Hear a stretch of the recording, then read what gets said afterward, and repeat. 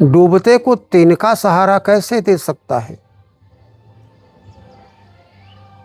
घास फूस का एक तिनका एक डूब रहे आदमी का बोझ तो संभालना दूर की बात है, स्वयं भी डूबेगा, उसको भी डुबाएगा। लेकिन इतने समय से ये कालजयी मुहावरा चल रहा है, निश्चय ही इसका कोई अर्थ है जिसकी भाव पृष्ठभूमि तक हम पहुंच नहीं पा रहे हैं। काफ़ी दिमाग लगाया तो कुछ बातें हमारे समझ में आईं। एक गहरी नदी थी, पानी बढ़ गया था। एक व्यक्ति फिसल गया, गहरे पानी में चला गया, डूबने लगा।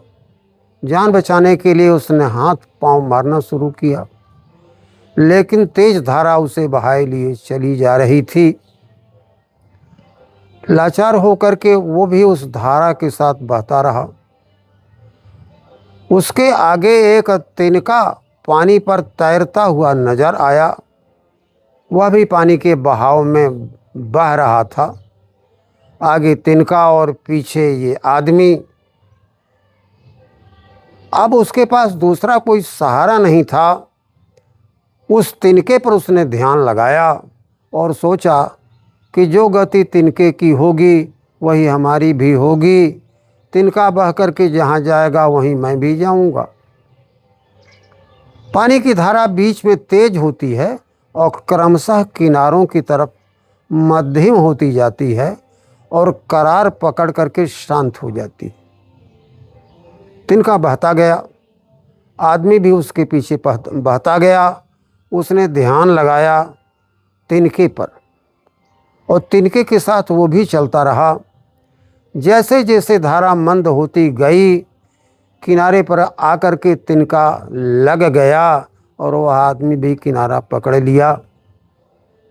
मुहावरा बन गया, डूबते को तिनके का सहारा। कुछ और दृष्टांत भी आते हैं। अकबर बीरबल विनोद में एक कथा आती है। एक बार बादशाह ने बीरबल से कहा कि बीरबल, पूस की रात में राज दरबार के सामने जो विशाल सरोवर है, उसमें रात भर जो आदमी खड़ा रहेगा उसको मैं मुँह मांगा पुरस्कार दूंगा। बीरबल ने एक आदमी को तैयार किया। उसने कहा, साहब तुषार पड़ रहा है, पाला पड़ रहा है, रात में हम तो मर ही जाएंगे। बीरबल ने कहा कि अरे तुम इस समय कौन जी रहे हो, तुम्हारी यह जिंदगी भी तो मरे ही के समान है। चलो, बच गए तो ढेर सारा पुरस्कार मिलेगा।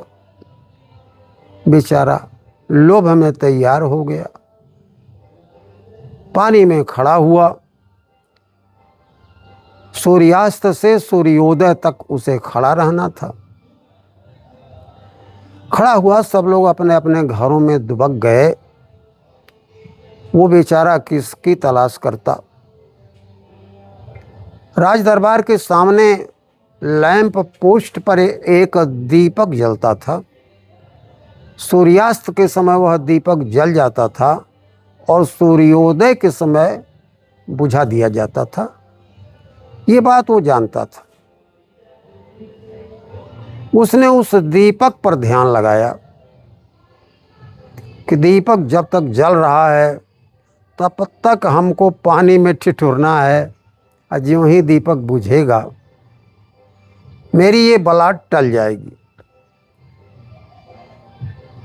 किसी तरह से उसने कांपते हुए कष्ट सह करके रात बिताया। आप कल्पना कर सकते हैं कि पूस की रात में पानी के अंदर खड़ा हो करके और ऊपर से तुषार पड़ रहा हो, पाला पड़ रहा हो, उस आदमी ने कैसे जिंदगी बिताया होगा रात की। सवेरे वो जब दीपक बुझा तो इसकी आस भी बुझ गई। सभी लोग आए, उसे दरबार में पेश किया गया। बादशाह ने पूछा तुम इतनी ठंड में कैसे बच गए? उसने कहा, हुजूर, आपके दरबार के सामने लैंप पोस्ट पर ये जो दीपक जलता है,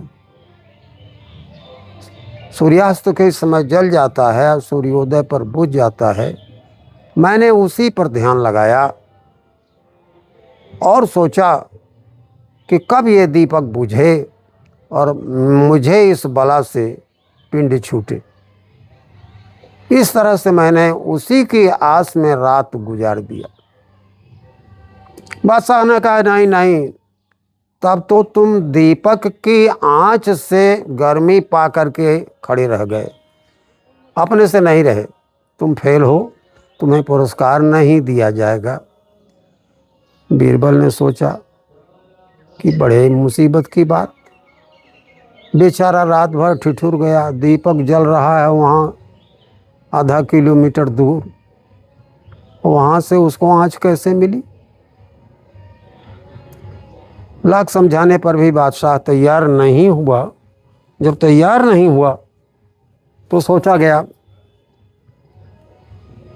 कि आखिर इसको पुरस्कार मिले कैसे। बीरबल ने एक युक्ति सोचा।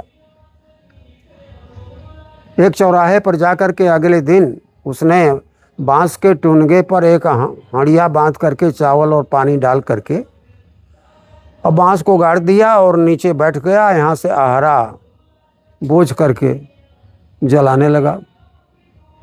बीरबल नहीं आया। बादशाह ने पूछा, क्या बात है? कहा, साहब वो तो चौराहे पर खिचड़ी पका रहे हैं। बादशाह गया, अरे भला ऐसे खिचड़ी पक सकती है? टुनगे पर बांस के रखे हो हंडिया और चावल दाल पानी और नीचे भट्ठा सुलगाए हो। कहा, महाराज, हमारी खिचड़ी उसी प्रकार पक जाएगी जैसे वह बेचारा दीपक के आँच से गर्मी पा करके जिंदा रह गया। बादशाह को अपनी भूल का आभास हुआ और उसने संशोधन किया। ढेर सारा पुरस्कार उसे दिया गया। ये दृष्टांत ये सिद्ध करते हैं कि डूबते को तिनके का सहारा